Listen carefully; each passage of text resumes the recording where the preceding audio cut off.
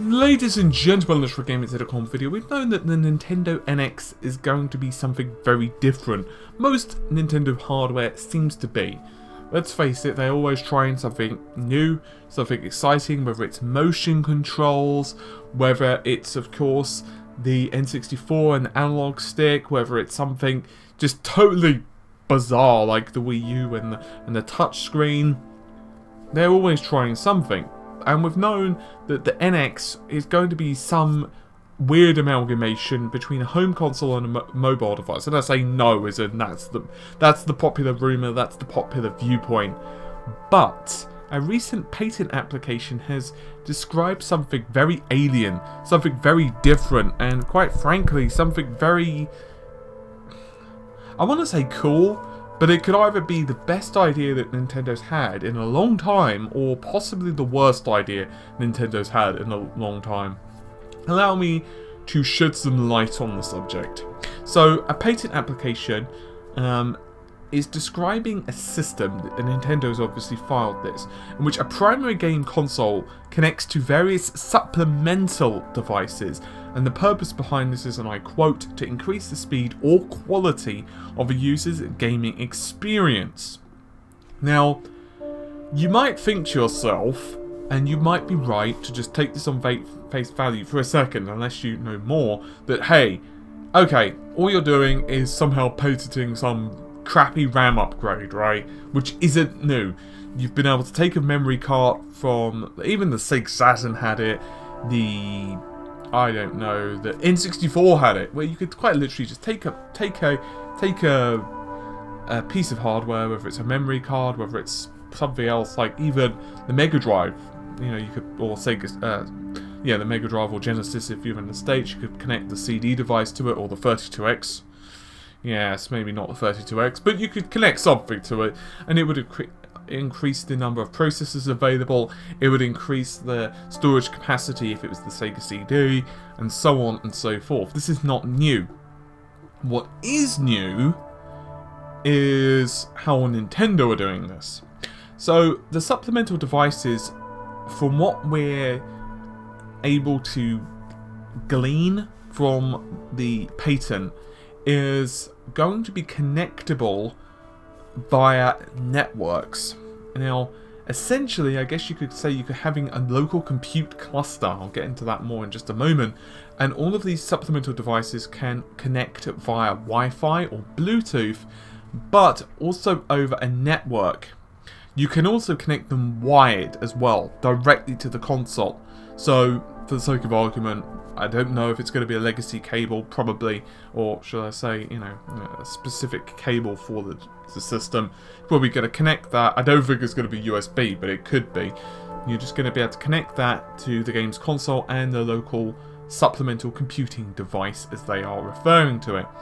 Now, if it's accurate, this patent will also allow users to configure their hardware and allow this distributed rendering to be usable at various times of the day or the night, and also contemplates methods of rewarding players who, and I quote, share their hardware.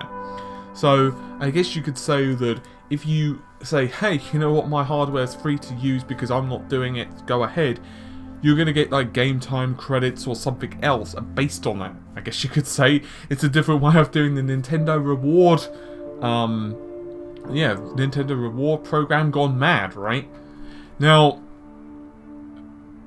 there are problems, and streaming is not new. You might recall services like PlayStation Now, right?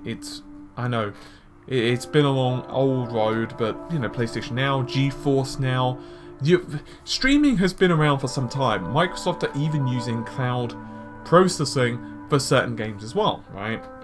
It's pretty cool. But they have an enemy. That enemy is known as latency. Essentially, it's how long data takes to travel from one system to another, and then be processed and then sent back again. Now, I'm not criticizing Microsoft's networks for the sake of argument, but users have finite connection speed, and internets data is not transmitted instantly over the internets.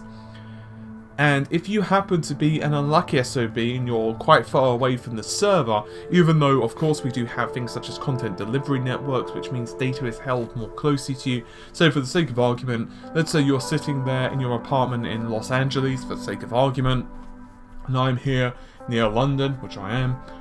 I most likely am connecting to different servers to you if I'm using cloud-based hardware, because that would make logical sense, not only because of regional differences in the content that's being distributed or titles available, but also because your location means that it's better for you to be closer to the resources so you don't have so long to deal with the processing times as well as the issues of latency. It basically mitigates the latency.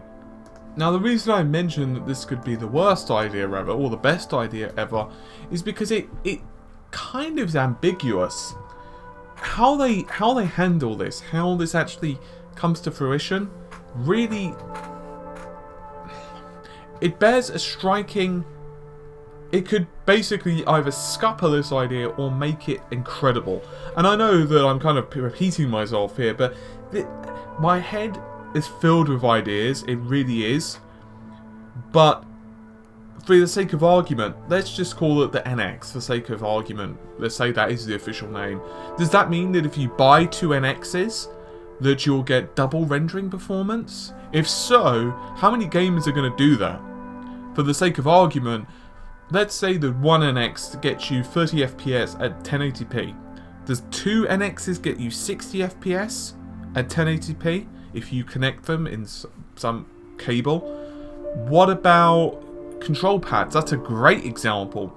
Now, one of the problems with the Wii U is that the gamepad, you know, the screen, it sucks up hardware performance. It does, because the screen itself is not rendering anything. There's no processing performance in that pad. It's literally eating up the Wii U's hardware resources. Is it going to be the reverse? So, for the sake of argument, let's say you have the NX's pad. Does that mean that the pad itself is, I guess you could say, its own sentient piece of hardware? It can run games by itself. So, I guess you could say it's kind of like a 3DS or something like that. It's its own gaming device. So, when it's near or connected to the NX, the pad is giving more performance to the NX. It's being used as a supplemental processor. Because potentially, yes. You could also argue, well, what about if my neighbour Larry, my neighbour's not called Larry, but let's just say he is, if he's running that and we're on the same network, the device will find that and then use that. Or maybe if I'm in town A and you're in town A as well, my system will connect to yours so that, you know, based on our geolocation, based on our IP address, my system will help to power yours when I'm not running. So I guess you could say it's like an oh my god network of computers which will be able to run at ridiculous resolutions and mitigate rendering times. It's really ambiguous. That's what I'm trying to tell you. Or in my opinion, it's very ambiguous. But it's really cool. And it could be fantastic. It's also bloody bizarre. And it really makes me want to know what Nintendo are thinking. I've got to say, very, very curious, this one. There's a lot of speculation. I'm probably missing a lot of potentials here, and it's possible that we are slightly misinterpreting this. Obviously, at the end of the day, this is only a pattern. And even if it is a pattern, it doesn't mean it will actually find its way into the final hardware, the final retail hardware. Sometimes companies file patents. Is it patent or patent? I guess it depends on where you're from. But anyway, they file them and they don't actually make it into the hardware. Sometimes they just keep them, sit on them, and then, you know, years later, they either expire or they sue a company who happens to be inventing a similar piece of hardware. That's the way IT works, folks. Let me know your thoughts on this one. Seriously. It's bloody bizarre, isn't it? It's kind of cool. I like it. I like it a lot. if only because it gives us a lot of stuff to speculate over, which I love doing. I mean, geez, I love thinking about technology and how things could work differently. And not even joking, sometimes I actually write lists or figure out hardware by myself and think, I wonder how Sony could have improved the PlayStation 1 retrospectively. Or I wonder what Sega would have done if they had foresight, known how the market would have changed, or known how the market would have reacted, but still had the similar hardware they had, still had to release at the same period, still had the same budgets.